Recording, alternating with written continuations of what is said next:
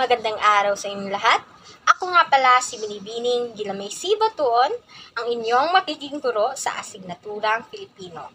Pero bago tayo magsimula sa ating talakayan, ay balikan muna natin ang ating nakaraang paksang aralin. Sino dito ang makapagbibigay ng mga impormasyon tungkol sa ating nakaraang paksa? Mahusay! Batid kong naunawaan ninyo ang ating paksang itinalakay. Nakikita niyo ba ang video na nasa harapan? Gusto kong panoorin niyo ito at obserbahan. Danding, maaari bang isalaysay mo sa amin ang mga sinapit mo sa iyong kapartner? Opo. Ang name song ng ex-boylet ko ay Brian. DY siya. Borta at have talaga. Di ko nosong na may pagkakrung-krung palang itich. Ginojombang niya akit. Super krung-krung si Brian, lalo na pag imbyerna.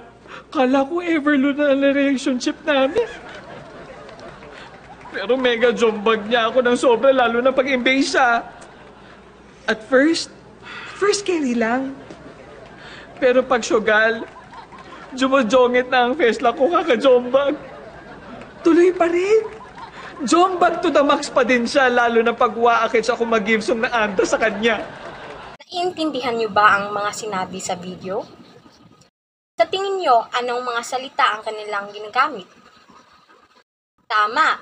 Ito ay tinatawag nating daylinggo. At ang salita na ito ay isang halimbawa ng antas ng wika. At ang video na ito ay may kaugnayan sa ating talakayan o aralin ngayon na patungkol sa antas ng wika. May dalawa tayong uri ng antas ng wika. Ito yung formal at ang informal. Ano nga ba ang formal?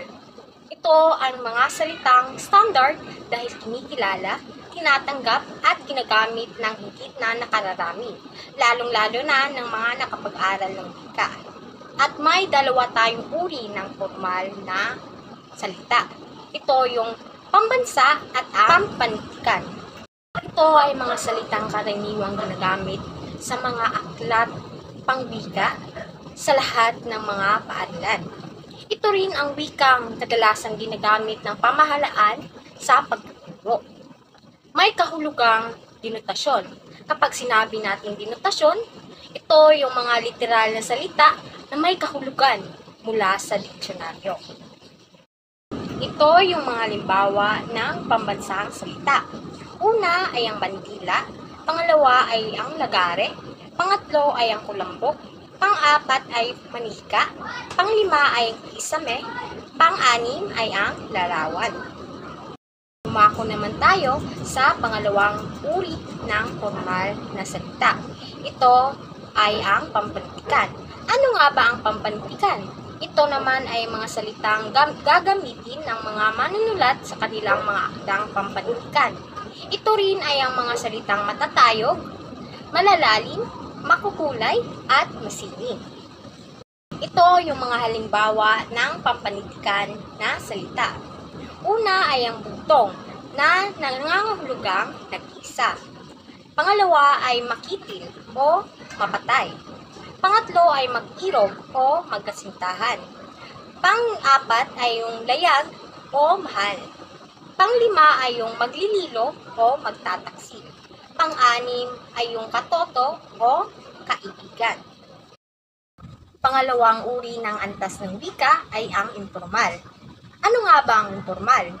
Ito ay mga salitang karaniwang palasak, pang-araw-araw na madalas nating gamitin sa pakikipag-usap o pakikipag-talastasan. Informal na salita. Ito yung balbal, lalawiganin, at ang kolokyal. Una ay yung balbal. Ano nga ba ang balbal? Ito ang tinatawag sa Ingles na slang sa mga pangkat-pangkat. Nagmumula ang mga ito upang ang mga pangkat ay magkaroon ng sariling code. Ito rin ay mababang antas ng wika. At ito ay ang singaw ng panahon. Ito yung mga halimbawa ng balbal na salita. Una ay najuntis o nabuntis. Pangalawa ay jabi o Jollibee. Pangatlo ay ang po o po. Pang-apat ay ang lispo o polis. Panglima ay ang chikadora o chismosa. Pangalawa ay ang lalawiganin. Ano nga ba ang lalawiganin? Ito ay ang bukabularyong dialektal.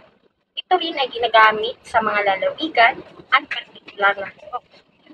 Makikilala rin ito sa mga nagkakaroon ng kakaibang tono o ang tinatawag na marami ang ito. Ito yung mga halimbawa ng lalawiganin ng mga salita. Una, kwarta, o sa Tagalog ay pera. Truck, o sa Tagalog ay sasakyan. Pangatlo, gayit, o sa Tagalog ay dapat. Pangatlo ay ang kolokyal. Ano nga ba ang kolokyal? Ito ay mga pang-araw-araw na salita na ginagamit sa mga pagkakataong informal.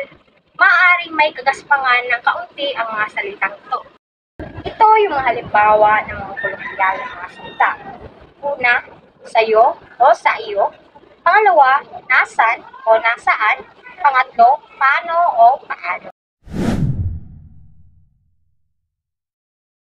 Malinaw na ba sa inyo ang tamang paggamit ng antas ng wika?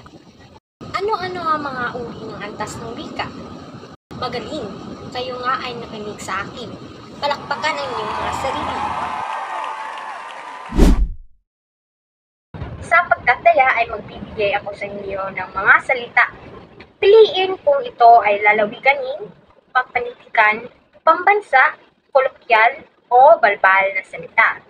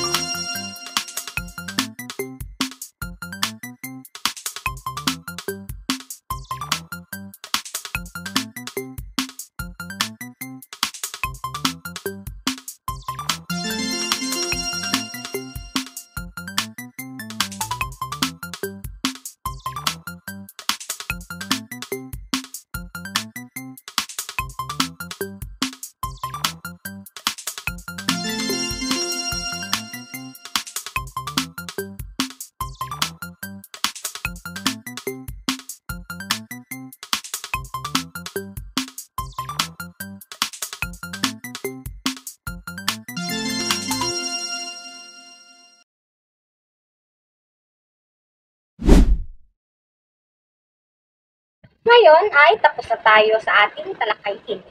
Gusto kong palakpakan ninyong mga sarili dahil sa tunay kayong nakinig sa akin. Muli, ito nga pala si Binibining Lamay si Batuon. Hanggang sa muli, paalam!